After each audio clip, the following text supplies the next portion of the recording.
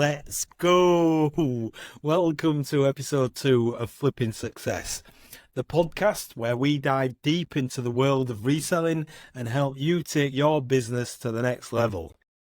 I'm your host, Daz Smith, and today we're kicking off with a fundamental topic, the reseller mindset, building a foundation for success. Whether you're just starting out or looking to scale your existing business, developing the right mindset is crucial. So let's get into it.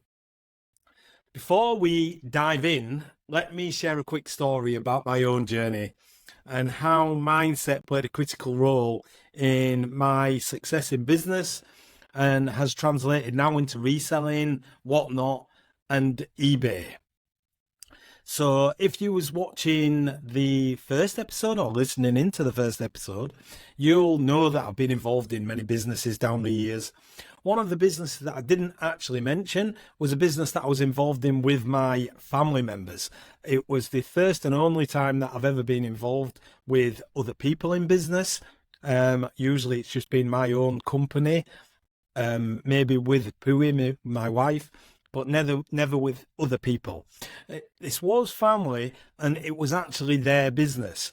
I wasn't involved in starting the business, but essentially what happened was there was a energy efficiency scheme that was run by the government to allow homeowners to get improvements to their property and reduce bills and save energy.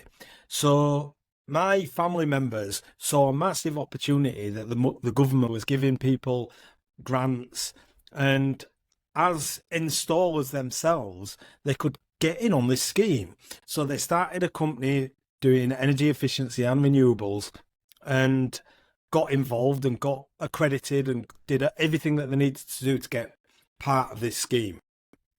The problem was when they started it, as installers and highly skilled tradesmen, they didn't know a lot about the administration side. And if you know anything about working with the government, the administration side and the organisation and the level of paperwork and structure that you need is huge. So they got themselves into a little bit of a mess with the paperwork side, and they really needed to figure that out because that was the way that you got paid. In order to get paid by the government, you have to hand in like reams and reams and reams of documents, especially on a grant scheme. So essentially they did a load of jobs that got in a little bit of mess. And I was coming to the UK and they asked me to step in and see if I could just get them organised and create a little bit of structure within the business. So I had a couple of weeks with them. I sorted out all the paperwork, we put them together some structure, but as I said, they was tradesmen, they're installers, and they didn't want to run that side of it. So they said, will you come in? And they offered me a directorship to be part of the business. They eventually offered me the managing director's role, which I took. And then we ran that business for a couple of years, but it was super stressful.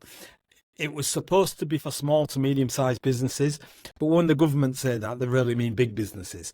And we were very small fish in a very big pond. So we was very naive, we didn't know what we was doing, and we didn't realise how difficult it would be to actually get our money out of this scheme. So we was doing lots and lots of work, thinking that we're racking up lots of money. We was doing hundreds of thousands of pounds worth of work. It was the biggest business that we've ever been involved in, any of us, with regards of the amount of money that was involved. We had to grow rapidly. We had to take staff on quickly because the government required us to be able to take on a lot of work. And it was a harsh learning curve, let me be honest. But anyway, the long and the short of the story is that eventually we just couldn't get the money in from the government quick enough, and cash flow killed us. And the company ended up going into liquidation. Obviously, this is not a situation that anybody wants to be in. It was super stressful. As managing director, I was responsible for dealing with the liquidation of the company. It was just a hard time. And at the end of it all, there was a lot of finger pointing. There was a lot of blame to the government, blame to this person, blame to that person, blame to each other, pointing fingers at each other within the company. So it was difficult, let's just say. where the mindset comes in for me, even though this was super hard, and at the time it was not a great time, but even immediately after, even like while the liquidation period was going on, I was able to look at the whole situation and go, do you know what? I've learned so much. I was good under pressure. I learned that I could deal with a lot of stress. I learned that I could run a company with a lot of people in it, and that I was highly capable, which something I doubted myself with. But I proved to myself that I could do it. So from a mindset perspective, a growth mindset perspective, it was huge. And the other thing is, I was not a person who was blaming it on other people.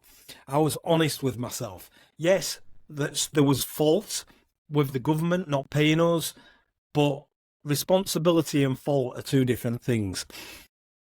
Fault is maybe a lot of it might have been down to outside sources, but responsibility was down to ourselves. We had to take responsibility through our naivety, through getting involved in a business that we didn't know a lot about, through a lot of things. So what I took from this whole experience was, first of all, I was capable and I was able to fail and still keep moving forward and use that failure in order to improve my life and put myself back into a better situation again. And also from a blame perspective, I took responsibility, which, as I mentioned in the previous podcast, was something that I hadn't done before. This was the first time in business that I was able to go, do you know what? I have got to hold my hands up. We have got to take responsibility. Regardless of whose fault it was, we should have put in safeguards. We should have brought people in who knew what they were doing. There was things that we could have done. So overall, huge learning experience, failed forward, but it allowed me to move into my next business, which was our Airbnb business, actually, with a huge amount of confidence of how capable I was, how organized I could be. And I put that organizational structure into our next business. And even when that came to an end through COVID, again, I didn't blame anybody. We took responsibility and we just started again with the full belief that we could build something back. So that is a little bit about my experience about how your mindset can change. I went from somebody who was very, very good at blaming other people. I was also somebody who didn't really feel as though I could achieve anything, that imposter syndrome that a lot of people get, fear of failure. But we failed in a hugely dramatic way in front of a lot of people, in front of our staff. We had to lay people off. It affected a lot of people, which was horrible. But from a personal perspective, I was able to take a lot of positives from it and come out of the other side. And that's what we've got to do. So now moving into the reselling business, I've been able to deal with stress. I've been able to take on responsibility myself and not blame other people. And I think that's a huge factor in why I have been successful in the last couple of businesses that I have done. And I feel now moving forward that I can do anything. I could start a new business tomorrow. The skills that I've learned, everything that I went through, even if something happened to our reselling business, I know I could start again and do it again. So that's a little bit of a story from my past, and hopefully that can resonate with a few of you guys. Now, with that being said, let's talk about some current mindset blocks that can hold you back. So the first one would be a fear of failure, how it paralyzes action and stifles growth. Now, I'm sure we're surrounded by people who are telling us, why do you want to be an entrepreneur? Why do you want to grow your own business? Reselling, it doesn't work. And that fear of failure is something that they're going to project onto you. And it's something that's going to sink into your mind. So if you're listening to this and you've got people around you that are telling you that you are going to fail, please don't listen to that. There's every potential that you can absolutely make a successful business. So, but fear of failure is a huge one. It's something that's massively affected me. The scarcity mindset, the fear of not being able to achieve things. What will people say if I fail? all that kind of stuff really gets to us, and it really does paralyze us. That failure mindset can be turned around. One thing that I talk about, I teach a lot, is failing forward. Failure is actually a positive word because failure means learning. If you're failing, then you're learning. As long as you are learning, when you do fall down, like the analogy of a child falling down when they're learning to walk, they don't give up. They get back up and they eventually figure it out. And that's what all failure is. It's just a stepping stone to success. So make sure that when you're failing, you think about it in a positive way. It's not a failure, it's a learning curve. And for sure, when you're trying to make a decision and you feel that that voice in your head saying, what if this happens? What if that happens? If the people around you are saying, what if? Just remember, this is their fear that they're projecting onto you. It's your subconscious projecting onto you, and you have got to kind of smash that voice. Don't obviously hit your family or anything like that, but you've got to just go, look, I am going to do this. Even if I fall down 1,000,000 times, I'm going to keep going. The journey is what I care about. And when you start having a positive mindset, positive actions follow. Positive actions produce positive results. So don't let that fear of failure stifle you, hold you back. When you feel it, embrace it. Go, yeah, this is scary, of course. I'm going into something that I might fail at. It might not work out the first time, but if it doesn't, I can figure it out and I can move forward. So another mindset block is imposter syndrome. Now, I think this affects absolutely everybody. In fact, all these mindset blocks affect everybody, and it's how you deal with these things is what's important, not the fact that they happen. It happens to everybody. Believe me, even the best in the world have fear of failure and imposter syndrome. When I started talking about doing this podcast, that little voice in my head says, Daz, who are you to be doing a podcast about reselling? Why do you think you're successful enough to talk to other people about this? So feeling like a fraud despite having success. There's not very many people that I've seen in the reselling industry in the UK that's doing what we're doing, especially in such a short period of time. We've been able to learn a lot, and passing that information on to other people I think's valuable. But believe me, that voice in my head keeps telling me, why are you doing this? Who are you? Who do you think you are? You know what I mean? So it's like something, again, that you got to deal with, and how you deal with it is how successful you're going to be. I'm still here. I'm still talking on this podcast. Right now, it's only the second episode. There is a fear of failure. There's a fear that nobody's going to watch it or listen to it. But do you know what? I'm going to do it anyway. And I'm going to try to do it to the best of my ability. And I'm going to try to get better at it. That growth mindset that we talked about. So feeling like a fraud, despite having successes, is natural for everybody, even the best in the world. That boxer, when he steps in the ring, don't you think he's got a fear of failure? He's walking in front of maybe thousands or millions of people watching at home to go and fight another man, and there's a good chance that he's going to get knocked out. But he's there anyway, because do you know what? He aspires to be great. He aspires to be a world champion. So that's the mentality that you've got to have to be successful. So the next one would be fixed versus growth mindset, something that I've touched upon, the difference between seeing abilities as static versus developable. So a fixed mindset would be a belief that you can't get better, your natural ability, or I'm not very good at that, I'm not very good at this, and you make excuses to yourself. I can't challenge myself because I'm not going to be good at it. I'm naturally good at this, I'm rubbish at this. That's absolute bullshit. Make sure that you don't fall into the trap of fixed mindset. This is one of the most damaging mindsets you can have, because again, what somebody with a fixed mindset does is they stay on the level that they're comfortable at. They want to be the big dog in a small pond, the big fish in a small pond. Everybody can develop skills, but if you've got a fixed mindset, a lot of people don't believe that. They believe that talent or economic status or geographical status only allows them to work on that framework, and they can't get better.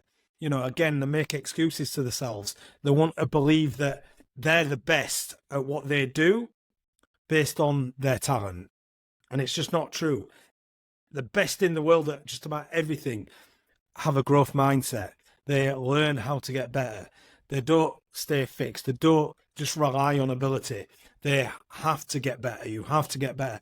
You have to have a growth mindset. If you read the book Mindset by Dr. Carol Dweck, really goes into this in depth. Highly recommended that you read that book. And one of the analogies that she talks about it was Bjorn Borg and John McEnroe. If you're as old as me, you'll remember these guys. They were tennis players back in the 70s. And McEnroe always used to blame every decision that went against him on the umpire.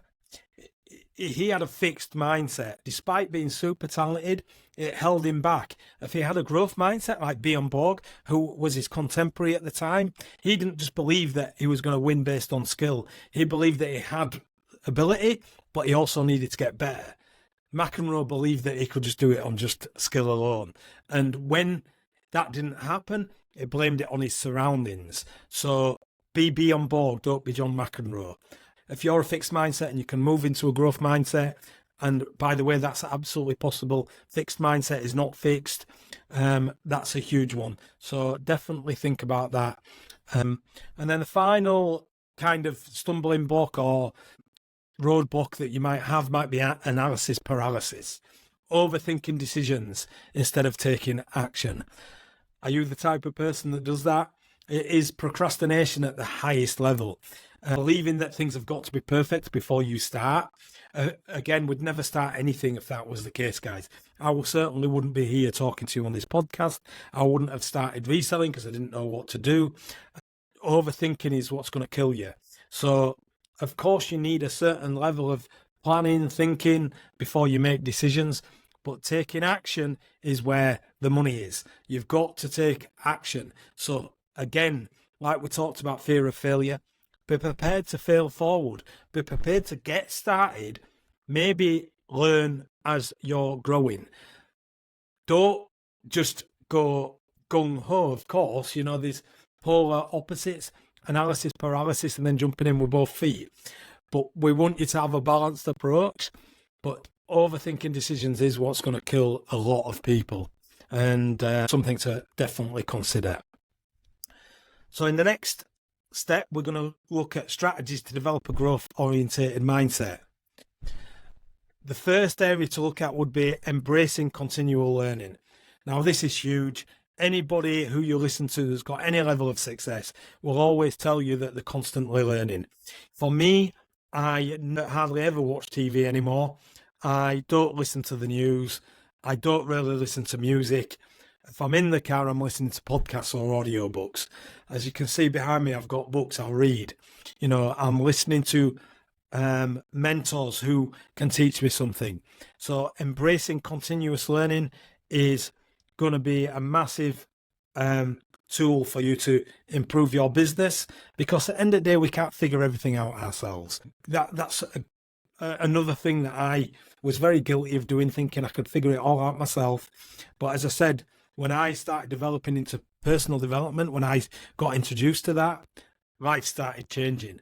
I realized that learning from other people, learning from other sources, taking the knowledge of people that have already fallen down multiple times, who've already failed loads and loads of times and are prepared to tell you, don't do this instead. It's going to expedite your learning process. So it's going to absolutely speed up your success. So embrace continuous learning. And this is a lifelong journey. You're never going to stop learning. So don't think you know it all. Don't let the ego get in the way. Make sure that you do continuously look at getting knowledge. That's huge. Another thing that you can look at is setting realistic yet challenging goals. Again, goal setting is something that I am a huge advocate of. I talk about it a lot. Setting goals, I've always setting goals. I envisioned the warehouse that we was in. Not thought about I want the warehouse. I imagined it in my mind what it would look like. And then I broke down the steps of how I'm going to get to that. So breaking it down breaking down big goals into manageable steps is going to really, really help you. But having huge goals is definitely something that I'd encourage you to do. I don't think there's any limitation to what we're capable of. So setting huge tasks is something that we should do. And if you can't do that, then you have to really go back to the previous steps where we're talking about the fear of failure, that imposter syndrome. Why can't you think bigger? Is it because of the people who you're surrounding yourself with? Is it because of society and how you've been brought up? Well, all these walls need to be broken down.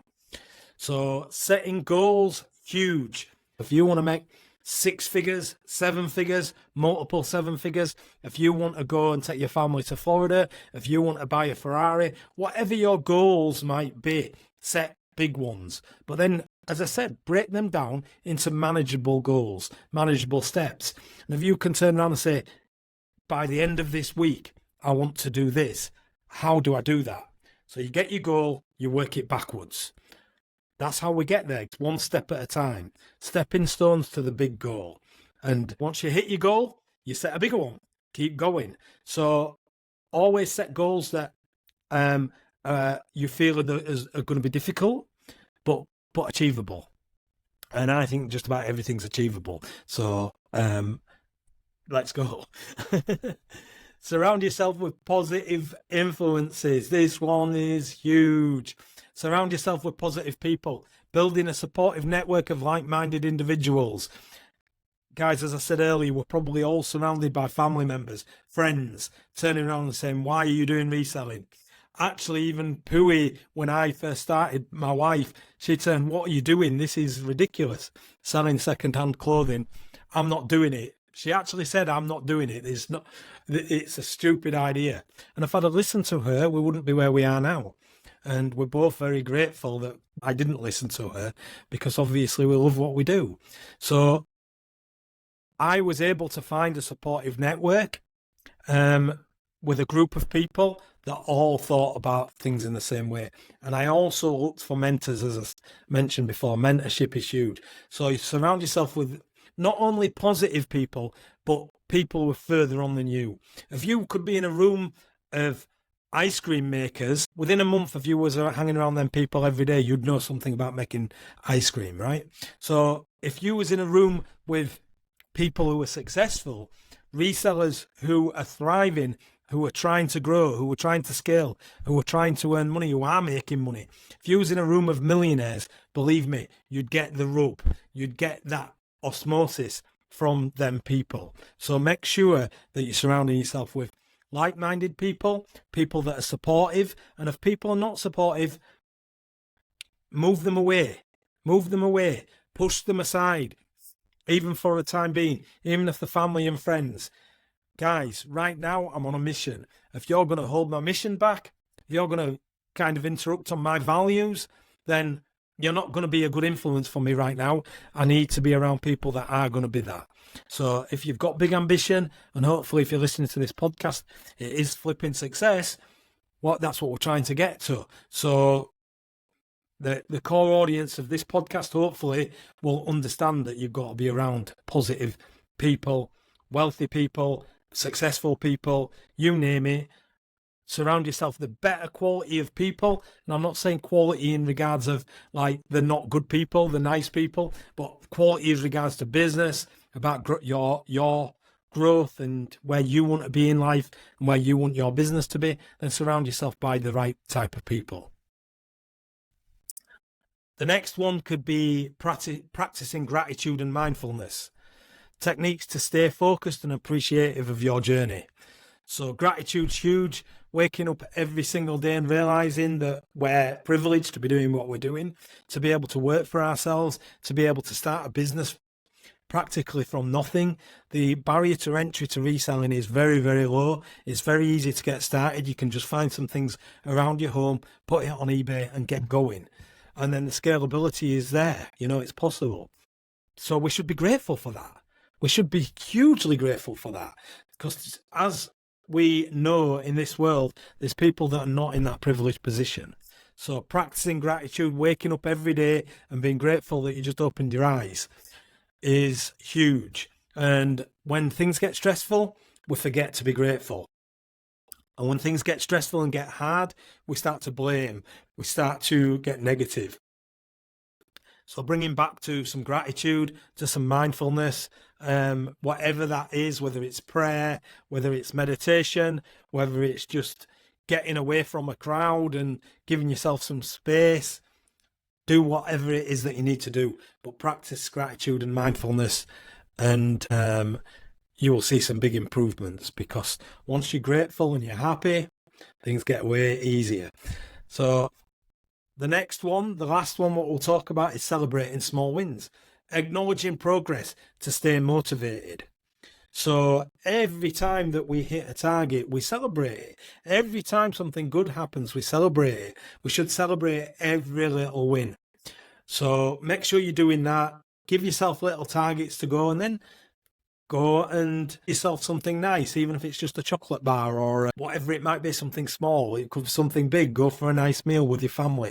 But celebrate every win. It's really important, because reselling and business is difficult. It's hard, and that's why mindset is so important. So celebrating every little win needs to be done. Really think about that. So to wrap up, developing the right mindset is not an overnight process, but it's one of the most impactful investments you can make in your reselling business. Read books, listen to podcasts, join a mentorship group, join a community that can help you. Are you ready to take your reselling business to the next level? Whether you're just starting out or you're an experienced reseller looking to scale up, you need to check out revive.team. At revive.team, we offer 2 fantastic membership options right now to help you succeed. First up, we have the revive.tribe, our free Discord community where resellers come together to share tips, support each other, and celebrate wins. It's the perfect place to get started, connect with like-minded individuals, and gain valuable insights without spending a dime. It's absolutely free. But if you're serious about scaling your business, you'll want to join our revive.team paid membership. This gives you exclusive access to our members area, packed with powerful mindset strategies, foundational tactics, and actionable content designed to help you grow your business. Learn from industry experts, get the inside scoop on the latest reselling trends, and take advantage of our step-by-step guides and resources. And here's an exclusive offer just for our Flipping Success listeners. Use the promo code FlippingSuccess50 to get 50% off your revive.team membership, or while ever you stay on as a member. So this is for life. As long as you join at that price, it'll be that price forever. That's right, 50% off. So don't miss this chance to invest in your future and join a community dedicated to helping you achieve your reselling goals. All you got to do is visit revive.team today. Just post that into your web browser and join the tribe for free. And upgrade to our paid membership to unlock even more potential. Remember, use promo code FlippingSuccess50 at checkout for 50% off your membership. Let's flip success together with Revive.team. So thanks again to Revive.team for sponsoring this episode of Flipping Success. Now let's get back to the show and learn more about flipping your way to the top. To wrap up, developing the right mindset is not an overnight process, but it's one of the most impactful investments you can make in your reselling business. So let's just look at a few key points that we can recap and talk about. Understanding the reseller mindset, attitudes, beliefs, and strategies about how you build your business.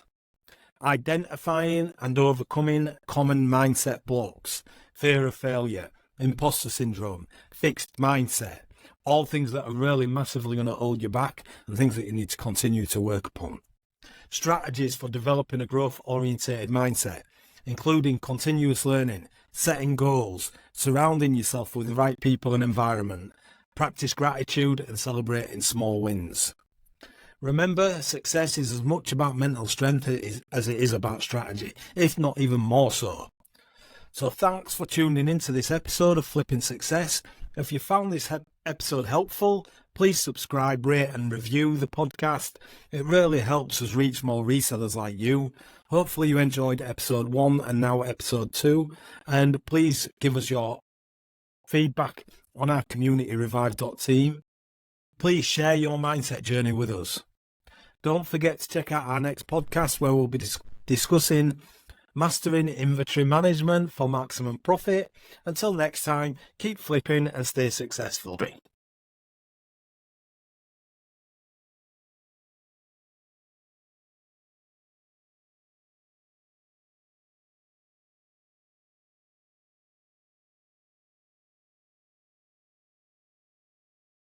Yes.